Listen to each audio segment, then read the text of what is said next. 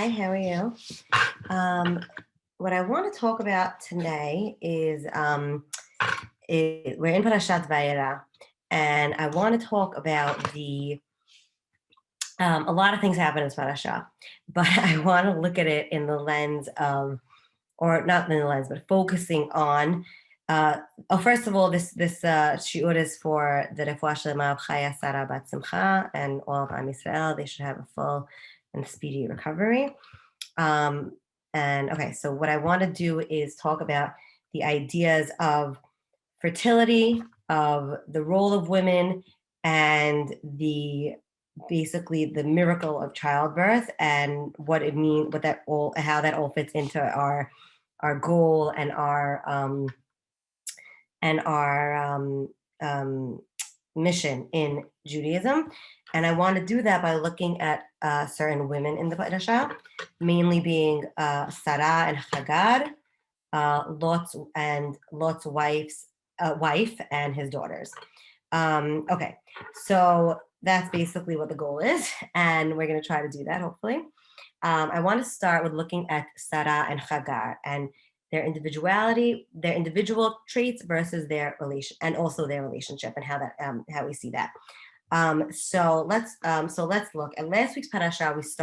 We started talking about a little bit with that Sarah. We know Sarah was akara. She was barren. She couldn't have a child, and she decided to give her maidservant Hagar to Abraham as a surrogate. Right? We spoke about this last week, but this week I want to look a little more deeply into it and also talk about the continuation of the story and expand on that.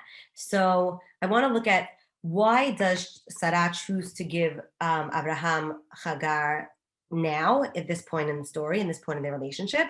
And why does she choose specifically Hagar? Why not someone else? They were very wealthy. I'm sure she had other maidservants. What about her specifically made her choose her to give as her surrogate? And these questions are not really clear in the text. We don't really know. However, the Mefarshim and Chazal and the Midrashim give us a lot, some insight. Okay, so I want to start with the question of why now? What's going on now that she decides to try to have to sort of accept or realize that she's not having the baby, and she wants wants him to have a baby through someone else. So it says in the pasuk. Hold on. It says in the pasukim.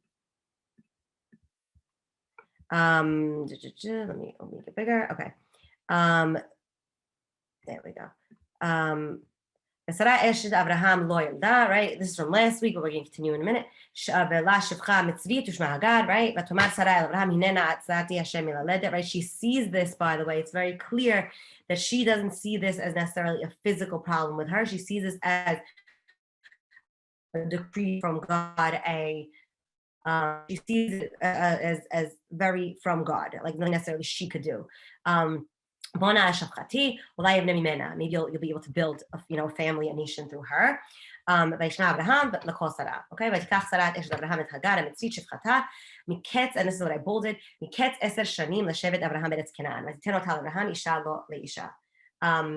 So it says that we see here that this is after 10 years of them living in Eretz Canaan.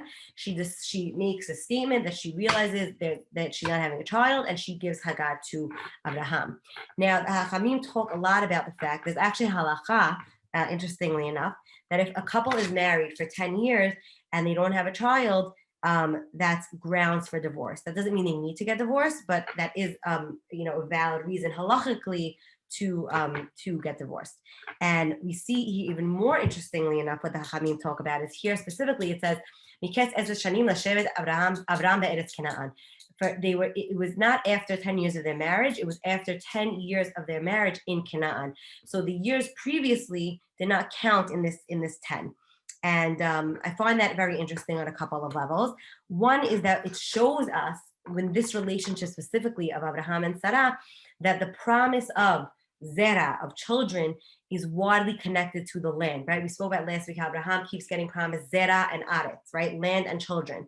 And so here, they're in this land for 10 years. No children comes. Sarah says it's time to move on and try something else. That's one interesting note.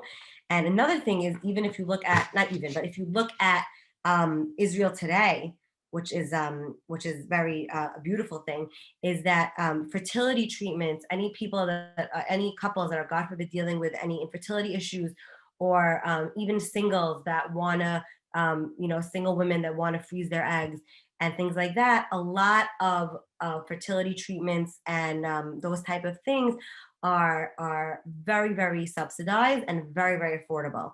And they really, the government, the healthcare system really wants to help people have children as much as they can, which is a beautiful thing, because we see this as a country that's very, that wants to bring life into the world, and Jewish life. It's beautiful.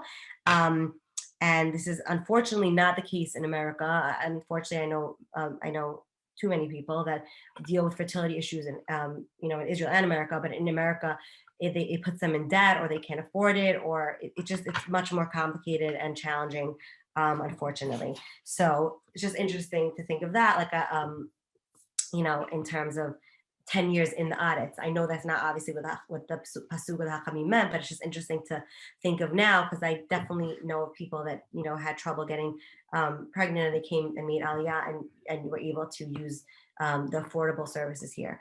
So it's just an interesting side point. Okay, so that's a little bit looking of why now at this point she decided to give Hagar to make this step. And now I want to look at Hagar for a second. Okay, so Hagar is a shifcha mitzrit. Now it's interesting, because why does it need to say that she's a mitzri, right? Why doesn't it just say it's her shifcha? Why do we care that she's a mitzri? So the Hachamim take this seemingly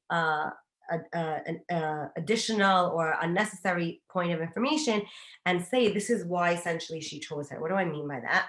Is the Midrash talks about, this is all Midrash. So the Midrash talks about that after that when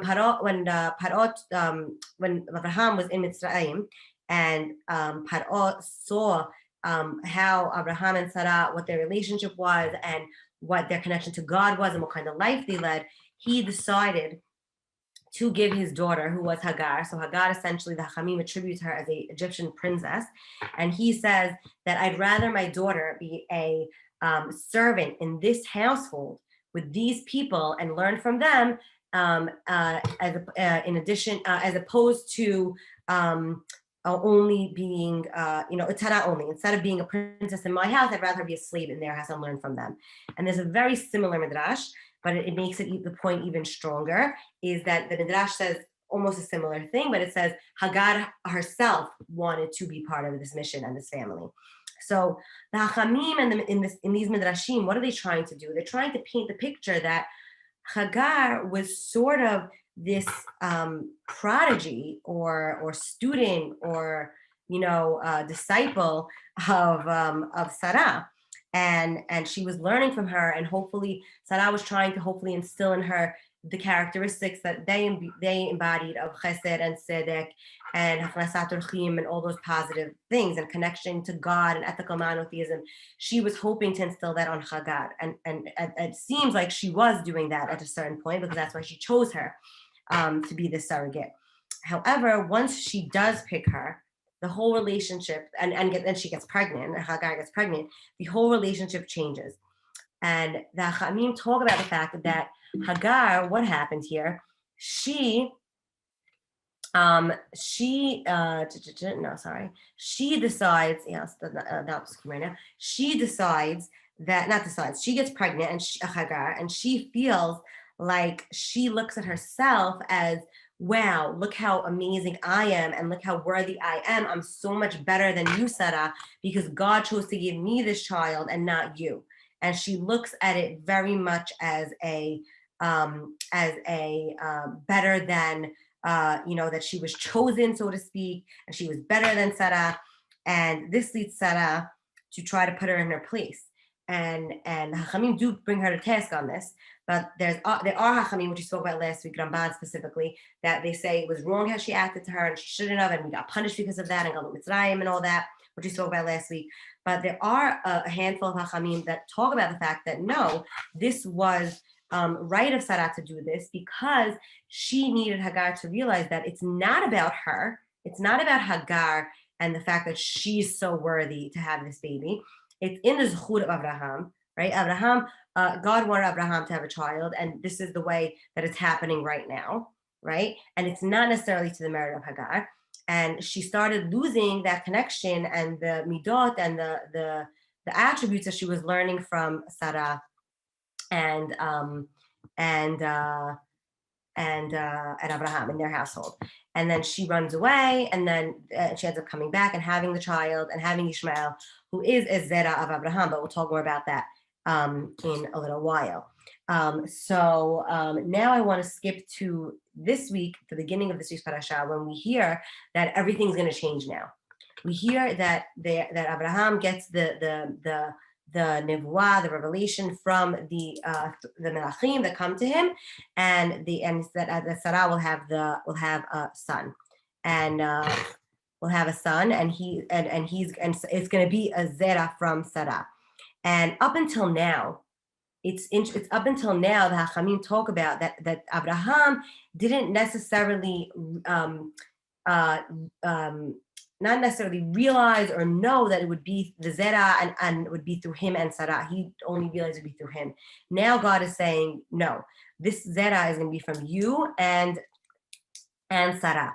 And this is established through this whole beginning of this parasha, where, well, not the beginning and the end, where he chooses Sarah, and he acknowledges Ishmael as the son of Abraham and tells Abraham that he's going to become a large nation. But the promise of zera and land is going to come through Yitzchak, his son with Abraham. And we see from the fact that we needed the unity of vision of Abraham and Sarah to create the line of this nation. And even though Hagar might have had the potential to be part in this, which the Midrash talks about, that she wanted to be part of this, right?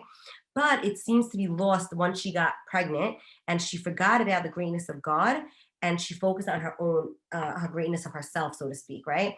And this is very similar to what happens with Migdal Bavel, right? They think it's all me, and we want to make this Migdal, right? We spoke about that also in Parashat Noach, and Abraham and Sarah's focus was spreading Shem Hashem, right?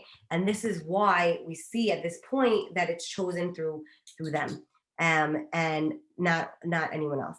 And I want to look at, before we sum up, before we end with this, meaning before we, we're gonna put this on pause for a second, and I want to look at two more women, and then hopefully tie it all together. I want to look at the daughters of Lot. Okay, so it's before we have the order of the parasha. We have this promise of Abraham going to have a son, Abraham and Sarah, and then we have the whole episode of Sodom. Okay, and then after Yitzchak is born, and then we have the kicking out of Ishmael, and then we have we have all the rest of the parasha, which we're not going to go into so much because I want to focus on the women.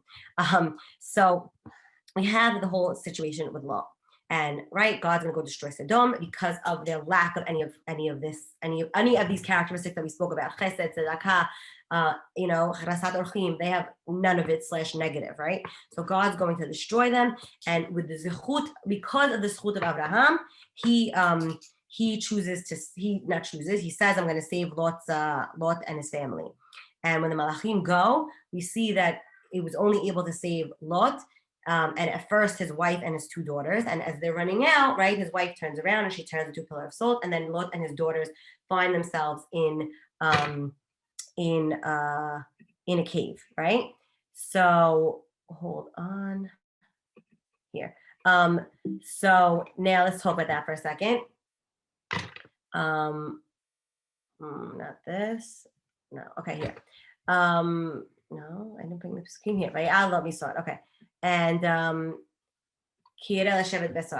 Now they go. Okay, so first of all, I want to talk about something interesting, is that the fact about Lot's wife for a second, then we'll talk about the daughters. So Lot's, they're running away, right?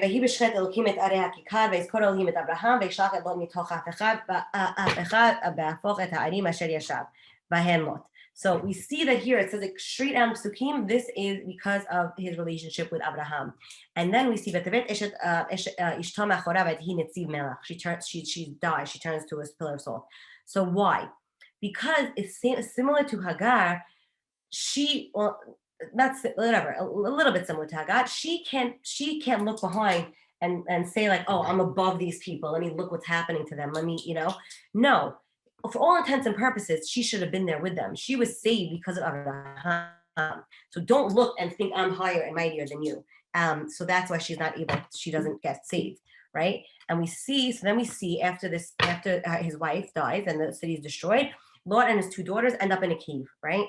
And they do this act, which seems to be something very, it's incestuous. You think they would be condemned. It was not a good act. However, the Hachamim look at it as a sort of tikkun in a weird way. So let's talk about this for a second. They're in this cave. The Hachamim talk about the fact that they think that the world is ended and that they have to procreate. Well, okay, so what happens is they end up in the cave. The older daughter tells the younger daughter, there's no more, we have to continue and have a zera, right? Again, zera, we need a zera, and we need to have a continuation, and let's get our father drunk and sleep with him so we could have children. And the first night the older daughter does this, the second night the younger daughter does this, and they get pregnant, and they end up having two nations, the nations of Moab, and she calls them that because Vatikra Shemo Moab hu Avi Moab and so she calls him Moab, like from my father, and she calls him Ammon, the second one, and these are the beginnings of two very big nations.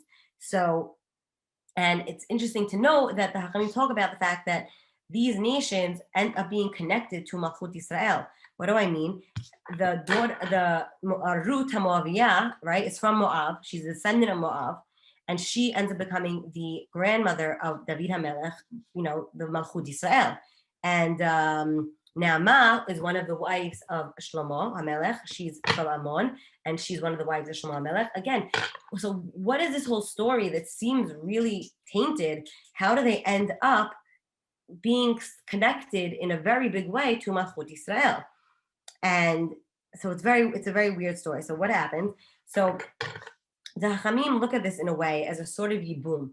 There's a halacha that talks about if a man dies and he doesn't have any children with his wife, the wife should marry the brother of that man, the single brother of that man, if there is one, or the closest relative, the halacha talks about, and so that she could continue the line of the family name.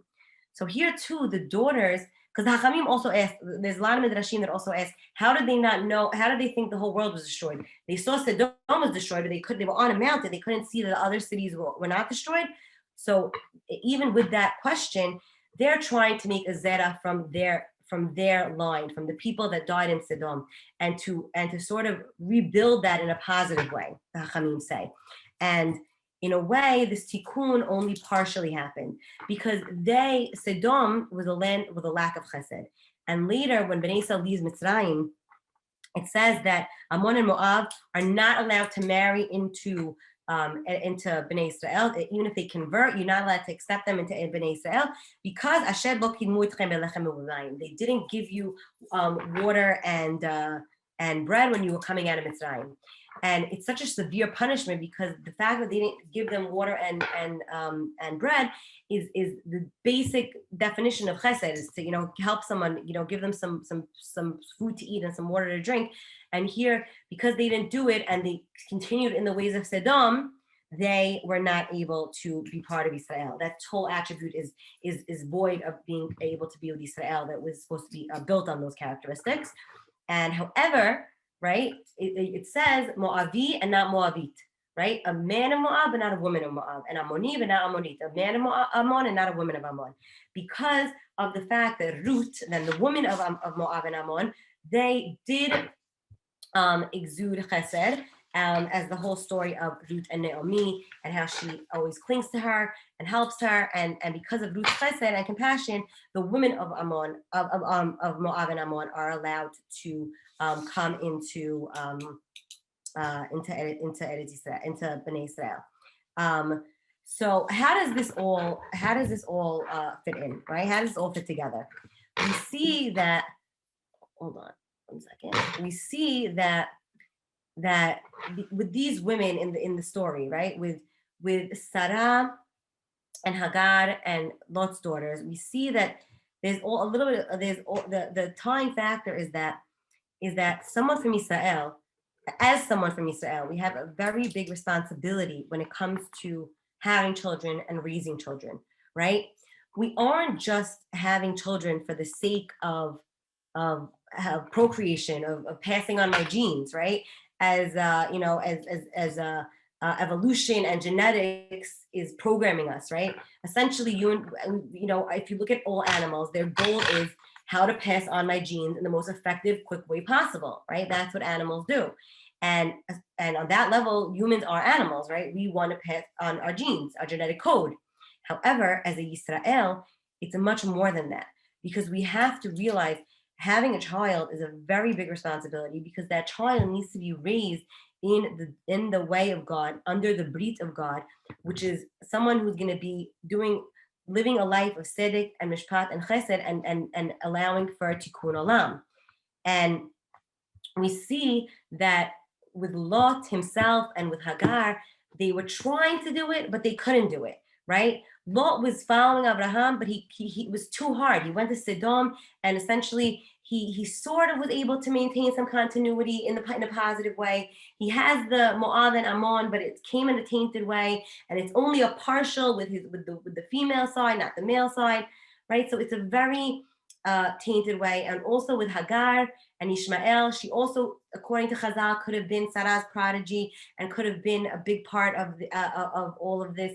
And by the way, I didn't bring so much into this because I was talking more about the women, but Abraham himself, it's very hard for him to let Ishmael go. He thought and wanted and hoped for the fact that Ishmael would also be involved in the brit.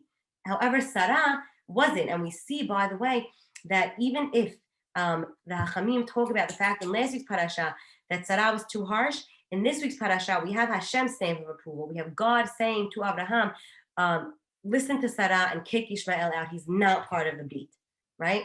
And we'll talk about this in the later parashiyot also. The women, essentially, also Rivka, she realizes it's Yaakov and not Esav that Yitzchak has trouble with. The women see the essence of their children in a way deeper than the men do in some ways. And they're able to see who's really going to cling on to the brit and cling on to that connection with God. And even though go back to Hagar, Ishmael is a big, very powerful nation. It's Islam, right? It's one of the most powerful nations in the world, but they're sadly in a tainted way, connected to God, unfortunately. A lot of extremism that they go with, right?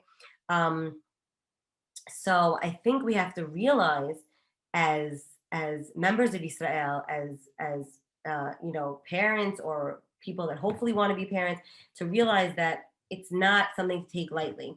And I want to end with a little I don't know, PSA or something, but I think that because of this huge emphasis that Judaism, and especially Orthodox Judaism, especially the community, right, places on having children and certain family sizes. And, it's a very, very, very big challenge and pressure to a lot of people, especially singles, right? Older singles, quote unquote. And I hate that term, but it's what it is. And couples that are, unfortunately, even if they got married young and everything, they could have, people have, unfortunately, way too many fertility issues, or people dealing with pregnancy loss. All these things are hard in and of themselves. And they're even more challenging when we are from a community that is so focused and so family-centered and baby-centered, which is a beautiful thing. But my point here is saying, as people, that we should always be sensitive to what we're saying, and not to downplay the beauty and importance and miracle of having children and what children are, but to appreciate that fact and to be sensitive, because we never know what people are going through, right? We never know what's behind the scenes.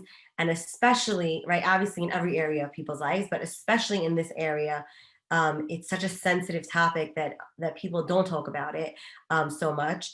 It is changing a little bit, right? We do see that it's becoming a little more vocal, and thankfully there are, more support groups in the community, more people speaking up about this on social media, more foundation, more not foundation, but what am I looking for? More I don't know, more like, organizations, sorry, more organizations that are dealing with this. Um, but it's still, unfortunately, taboo and a very sensitive topic.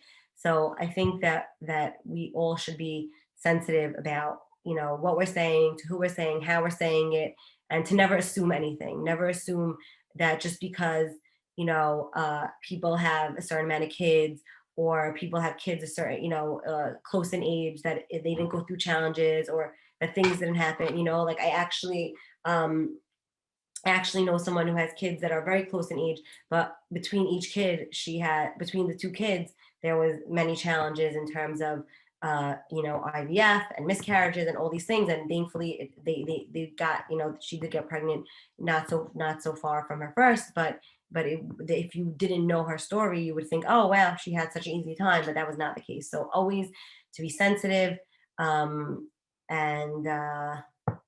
yeah, just to be sensitive in all areas, but especially this. And I really hope that, that for those people that are struggling, that God should answer their prayers, and like like he answered Sarah, and Sarah, and that those of us who are lucky enough to have children, that we should always remember that we're raising them in the Brit and in connection, and to realize what a blessing it is, and not to take it for granted. So thank you, and hope to see you next week.